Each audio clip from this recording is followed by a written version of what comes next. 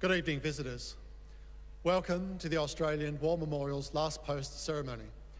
My name is Craig Burrell, and joining us today from the Royal Australian Navy is Lieutenant Commander Desmond Woods.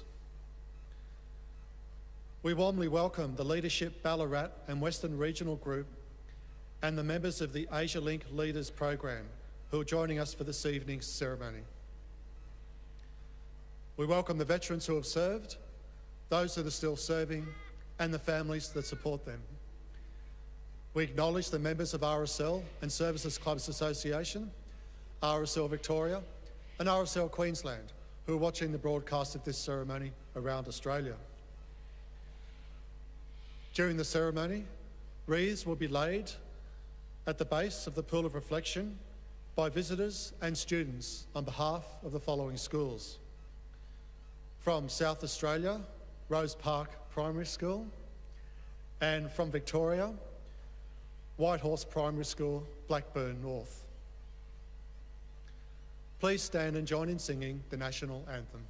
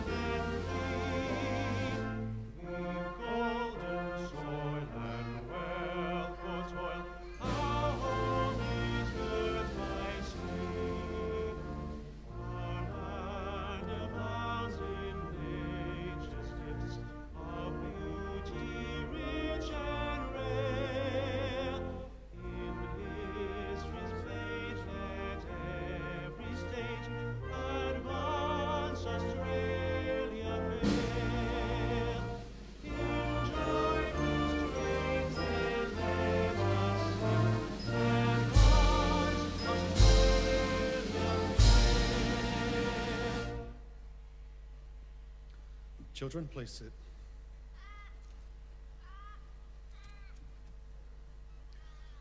The Australian War Memorial was the vision of Charles Bean, Australia's First World War official historian. Bean landed with the Australian troops on Gallipoli and stayed with them at the front through to the end of the war. The idea of this national memorial and museum came to him at Pozières, France, in the depths of the bloody fighting of 1916. Bean's idea was that this would be a place where families and friends could mourn their loved ones buried in faraway places. It would also be a place that could help all Australians understand what these men and women had endured and what they had done for us. Bean's vision, to which we remain true, is best expressed as inscribed in the entrance to the memorial's galleries. Here is their spirit in the hearts of the land they loved, and here we guard the record which they themselves made. Tonight, we will read the story behind just one of those on the Roll of Honour, which lists the names of more than 102,000 men and women who have given their lives for us in war and operations for more than a century. But first, we present a lament, Flowers of the Forest. Wreaths or floral tributes would now be laid at the base of the Pool of Reflection.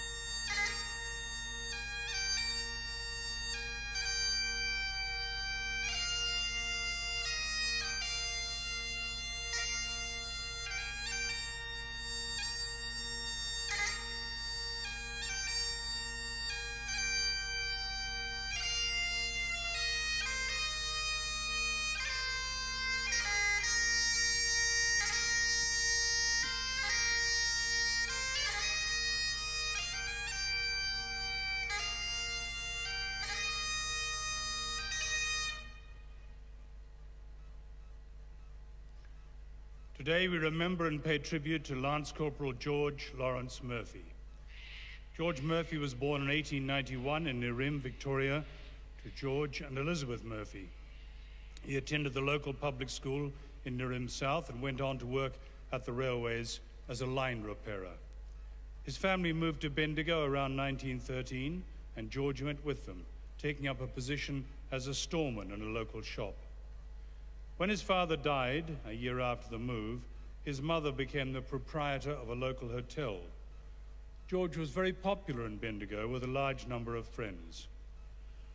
George Murphy enlisted in the Australian Imperial Force shortly after the outbreak of war in 1914, and he was posted to the 14th Battalion and underwent a period of training in Australia before being sent for overseas service. In the early months of 1915, the battalion underwent a further period of training in Egypt. The 14th Battalion arrived off the Gallipoli coast on the evening of the 25th of April, 1915. About an hour later, the wounded began to arrive in boats. The men of the 14th Battalion made room for them in the troop decks and helped to bring them aboard all night. The majority of the battalion landed on Gallipoli the following day, going ashore around midday under Turkish shrapnel fire. After spending the night on the beach, the 14th Battalion moved up to the heights above the beach to reinforce the Australian position. A little over 3 weeks later, the 14th Battalion was holding a position near Courtney's Post when they came under heavy Turkish attack. Although under severe artillery and rifle fire, the Australians held their ground and they were able to repel the attack. During the process, Private Murphy was shot in the throat and evacuated to a hospital ship. His wounds do not appear to have been too serious, however, because shortly later he returned to Gallipoli. In early August, the Allies launched their last great offensive on the Gallipoli Peninsula. Beginning on the 6th of August 1915, the offensive called for a series of synchronized attacks all along the Anzac positions. Feints took place at Lone Pine in the south and at the Neck in the north in an attempt to draw Ottoman reinforcements away from the main thrust to capture the heights of the Sari Bear Range. On the 8th of August, as part of that August offensive, the 14th Battalion participated in an unsuccessful operation to capture a Turkish position known as Hill 971.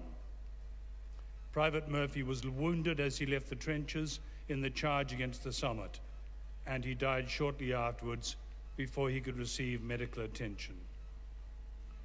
George Murphy's body was never recovered from the battlefield, and today he is commemorated on the Lone Pine Memorial to the Missing. George was 24 years old. His name is listed on the Roll of Honour on my right, among almost 62,000 Australians who died while serving in the First World War. This is but one of the many stories of service and sacrifice told here at the Australian War Memorial. We now remember Lance Corporal George Lawrence Murphy, who gave his life for us, for our freedoms, and in the hope of a better world.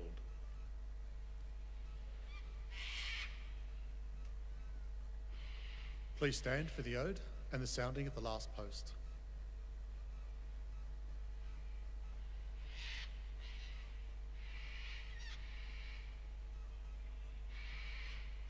They shall grow not old as we that are left grow old. Age shall not weary them, nor the years condemn.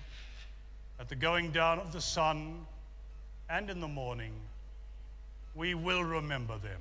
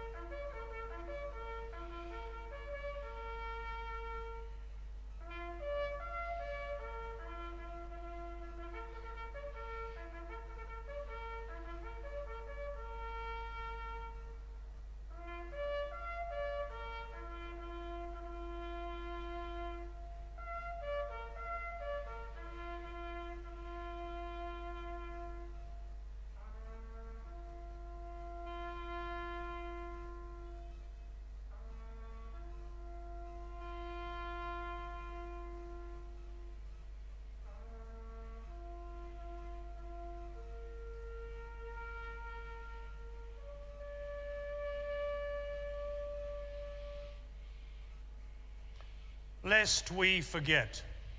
Lest we forget.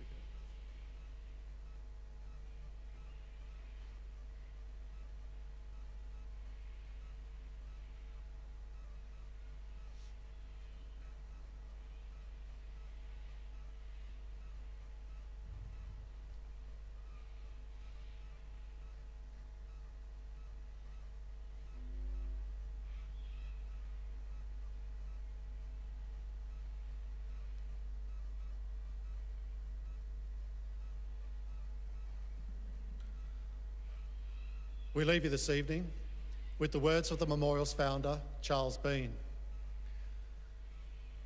Many a man lying out there at Pozières or the low scrub at Gallipoli, with his poor, tired senses barely working through the fever of his brain, has thought in his last moments, well, it's over. But in Australia, they will be proud of this.